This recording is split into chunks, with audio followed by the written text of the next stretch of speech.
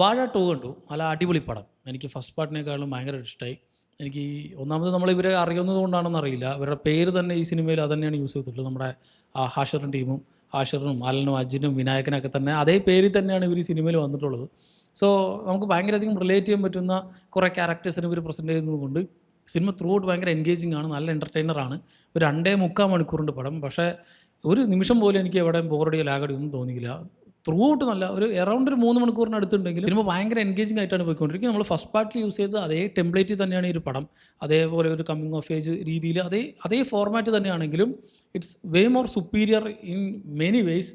അത് ഒന്നാമത് ഇവരെ കൊണ്ട് പ്ലേസ് ചെയ്തുകൊണ്ടായിരിക്കും ഒരു പക്ഷേ നമ്മൾ ഈ ഷോർട്സിലും റീൽസിലൊക്കെ മാത്രമേ കണ്ടിട്ടുള്ളൂ. ഇത്ര വലിയൊരു ഫുൾ ലെങ്ത് വീഡിയോ പോലും ഇവർ ചെയ്തിട്ടില്ല. അറൗണ്ട് ഒരു 10 മിനിറ്റിന് വീഡിയോ പോലും ഷോർട്ട് ഫിലിം പോലും അങ്ങനത്തെ ഒന്നും നമ്മൾ കണ്ടിട്ടില്ല. ഇവർ ഈ 3 മണിക്കൂർ സിനിമയിൽ പക്ഷേ ഇവരെ ത്രൂ ഔട്ട് നമ്മൾ കാണുമ്പോൾ നമ്മളിങ്ങനെ കണ്ടിരിക്കും. ഇവരുടെ ആ ഒരു പെർഫോമൻസ് മുഴുവനായിട്ട് നമ്മൾ കണ്ടിരിക്കാൻ. സിനിമ വെറുതെ സോഷ്യൽ മീഡിയയിൽ വൈറലായിട്ടുള്ള കുറച്ച് പേരെ കൂട്ടി വെച്ചിട്ട് തട്ടിക്കൂട്ടി എന്തെങ്കിലുമൊക്കെ ചെയ്ത് ആൾക്കാർ കാണുമെന്ന് വിചാരിച്ചിട്ടല്ല ഈ ഒരു പടം എടുത്തിട്ടുള്ളത്. അണ്ടർലൈങ് ആയിട്ട് സിനിമയിൽ കുറേ കാര്യങ്ങൾ ചർച്ച ചെയ്ത് പോകുന്നുണ്ട്. ഇപ്പോഴത്തെ സ്കൂളിങ്ങും ദെൻ ഇപ്പോൾ ഈ അൺഎംപ്ലോയ്മെൻറ്റും ഈ പഠിച്ചു കഴിഞ്ഞ് ഇറങ്ങിയിട്ടുള്ള പരിപാടിയും ഒക്കെ തന്നെ ഈ പഴയ പടത്തിലെ പോലെ തന്നെ. പക്ഷേ ഇറ്റ്സ് മോർ ടച്ചിങ്. നമുക്ക് പെട്ടെന്ന് റിലേറ്റ് ചെയ്യാൻ പറ്റുന്ന കുറേ സാധനങ്ങൾ സിനിമയിൽ ചർച്ച ചെയ്ത് പോകുന്നത് കൊണ്ട് ഈ അവസാനത്തെ പോർഷനിലേക്കൊക്കെ എത്തുന്ന സമയത്ത് സിനിമ ഭയങ്കരധികം ഇമോഷണൽ ആവുന്നുണ്ട്. ആ ഇമോഷണൽ ഫീലൊക്കെ പ്രോപ്പറായിട്ട് അതേപോലെ നമുക്ക് കിട്ടുന്നുണ്ട്. പല സമയത്തും എനിക്ക് പേഴ്സണലി സിനിമയിൽ പല സമയത്തും കണ്ണ് നിറഞ്ഞു പോയിട്ടുണ്ടായിരുന്നു. അത് ആ ത്രൂ ഔട്ട് നമ്മളിവരിങ്ങനെ കണ്ട് ആ ഇമോഷൻസ് ഒക്കെ പ്രോപ്പറായിട്ട് കൺവേ ആവുന്നത് കൊണ്ടാണ് നമുക്ക് ആ ഒരു ഫീൽ കിട്ടുന്നത്. എനിക്ക് പേഴ്സണലി പല സമയത്തും ഈ സിനിമയിൽ കണ്ണ് നിറഞ്ഞു, കുറേ സമയത്ത് ചിരിക്കാനും ഉണ്ട്.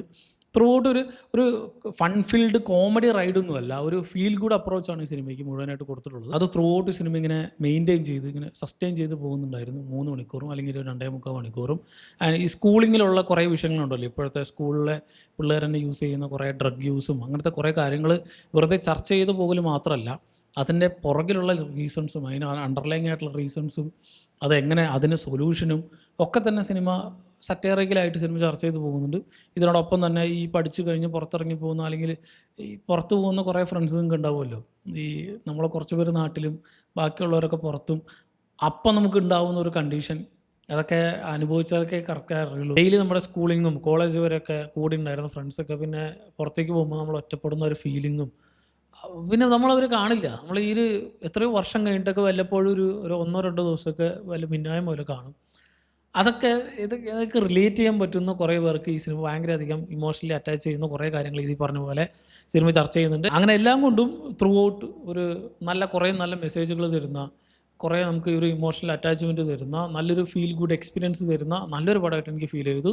വന്ന് പോയിട്ടല്ല, എല്ലാവരും കിഡിലിനായിട്ട് പെർഫോം ചെയ്യുന്നുണ്ട്. പ്രത്യേകിച്ച് ഈ 4 പേര് ഇവരുടെ ഷോൾഡർ ചെയ്തിട്ടാണ് ഈ ഒരു പടം മുഴുവനായിട്ട് ത്രൂ ഔട്ട് കൊണ്ടുപോയിട്ടുള്ളതും.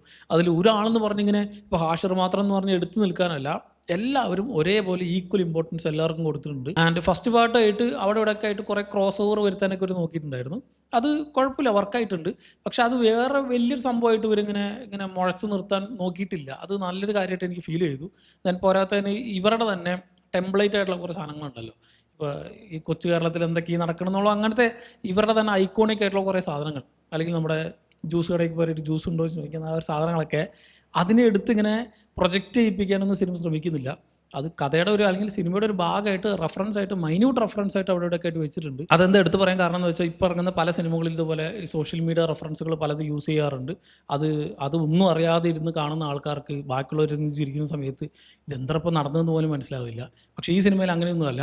ഇത് ചെറിയൊരു ഭാഗം മാത്രമാണ്. അതൊന്നും പ്രൊജക്റ്റ് ചെയ്ത് വെച്ചിട്ട് അത് വെറുതെ ഞാൻ ഈ പറഞ്ഞ പോലെ തട്ടിക്കൂട്ടി ഒരു സാധനം എടുക്കാനല്ല ശ്രമിച്ചിട്ടുള്ളത്. നല്ലൊരു പ്രോപ്പർ എൻ്റർടൈനർ ആവണമെന്ന് വിചാരിച്ചിട്ട് തന്നെയാണ് സിനിമ എഴുതിയിട്ടുള്ളതും മേക്ക് ചെയ്തിട്ടുള്ളതും. അതിൻ്റെ എല്ലാ ഡിപ്പാർട്ട്മെൻറ്റും ഒരേപോലെ കുറേ പാട്ടുകളുണ്ട് സിനിമയിൽ, എല്ലാം നല്ല ബ്ലെൻഡ് ചെയ്ത് പോകുന്നുണ്ടായിരുന്നു. സോ എനിക്ക് പേഴ്സണലി ഫസ്റ്റ് പാർട്ടിനേക്കാളും ഒരുപാട് ഇഷ്ടമായി സെക്കൻഡ് പാർട്ട്. ഫസ്റ്റ് എനിക്ക് ഇഷ്ടമല്ലെന്നല്ല, ഒരു ഓക്കെ മോഡിലുള്ളൊരു പടമായിരുന്നു ഫസ്റ്റ് എങ്കിൽ. എനിക്കൊരു കംപ്ലീറ്റ് ഒരു ഫിനിഷ്ഡ് ആയിട്ടുള്ളൊരു പ്രൊഡക്റ്റായിട്ട് എനിക്ക് ഫീൽ ചെയ്തു. ഒരു പ്രോപ്പർ പാക്കേജാണ്. ത്രൂ ഔട്ട് നല്ലൊരു ഫീൽ ഗുഡ് എക്സ്പീരിയൻസ് തരുന്ന, ഈ വർഷം കണ്ടതിൽ വെച്ച് വളരെ നല്ലൊരു മലയാള cinema. It's A beautiful movie. തീർച്ചയായിട്ടും എല്ലാവരും ഫാമിലി ആയിട്ട് തന്നെ കണ്ടുപോകുക. കണ്ടവരാണെങ്കിൽ സിനിമ പറ്റിയുള്ള നിങ്ങളുടെ അഭിപ്രായം എന്നുള്ളത് കമൻറ്റ് ചെയ്യുക.